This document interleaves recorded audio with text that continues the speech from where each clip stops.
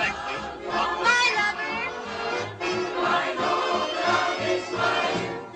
Live far, may be far and far and far. With my wonderful baby.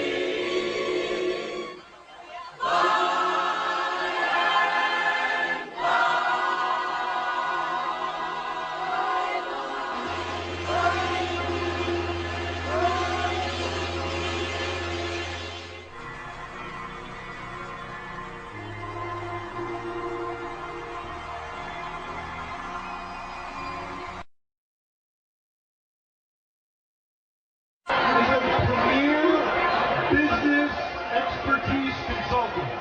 Okay, he gets $5,000 an hour. $5K an hour to grow your business. $1,000 on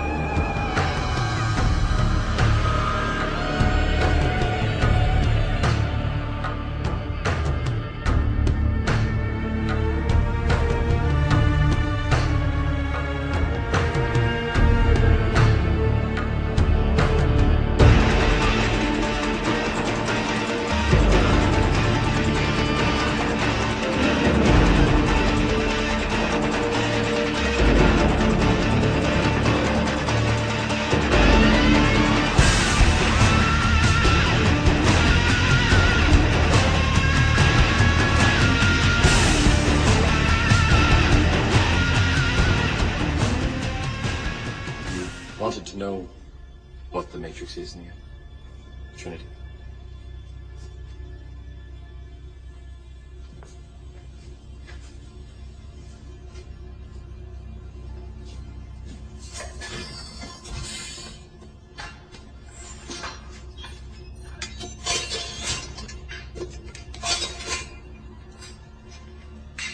Try to relax.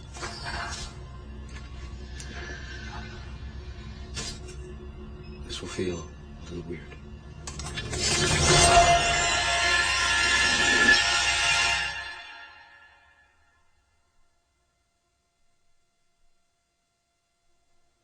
This is the construct. It's our loading program.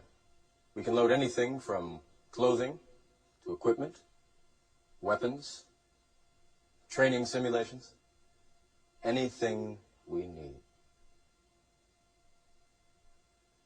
Right now, we're inside a computer program? Is it really so hard to believe? Your clothes are different, the plugs in your arms and head are gone. Your hair has changed.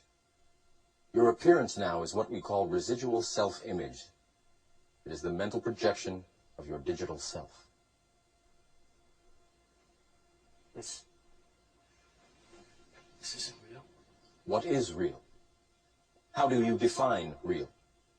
If you're talking about what you can feel, what you can smell, what you can taste and see, then real is simply electrical signals interpreted by your brain. This is the world that you know. The world as it was at the end of the 20th century. It exists now only as part of a neural interactive simulation that we call the Matrix. You've been living in a dream world, Neo. This is the world as it exists today.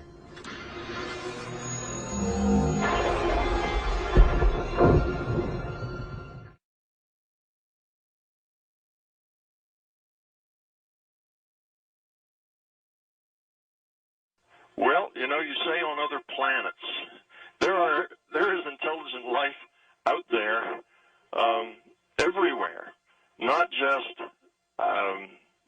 in the physical. When you say other planets, you're limiting yourself to our physical universe. Is there other life in our physical universe? And of course, that's highly likely that there is. Why not? You know, if you just look at the statistics of it, the right stuff would come together under the right circumstances, at least some of the time, and why wouldn't it evolve things like it did here? So the question there is, sure, there's probably other things in our physical system, but where most of the life is, where most sentient entities are not in this physical system. The consciousness system has evolved to produce all sorts of life. It's teeming with life and beings of all sorts, the good, the bad, and the ugly, the high life and the low life. The demons and the non-demons. Yes, just like it is here. We have earthworms and slugs and people, and we have all the animals and things and plants, everything that's on this planet, the billions of different species. They all just evolved to find their own niche. It's the same way in the non-physical, except much bigger and a much more varied expanse. What we consider the good, the bad, and the ugly here is gooder, badder, and uglier, if you will, when you go to the non-physical, because you have fewer constraints. This virtual reality has fairly severe constraints on it. In the non-physical, there are constraints, but there are much less constraints. Therefore, what evolves is a much greater variety. How do you feel? Well, go ahead. No, all right. How do you feel about, because I'm going to take a little curve here just for a moment, because of what you know, what you believe now, how do you feel about life after death? People are continuously existing in this reality and in other realities. When you die here in this physical reality, you become awake, you become more aware in a non-physical reality. Now, that brings the question, what's physical, what's non-physical? The only difference there is perspective.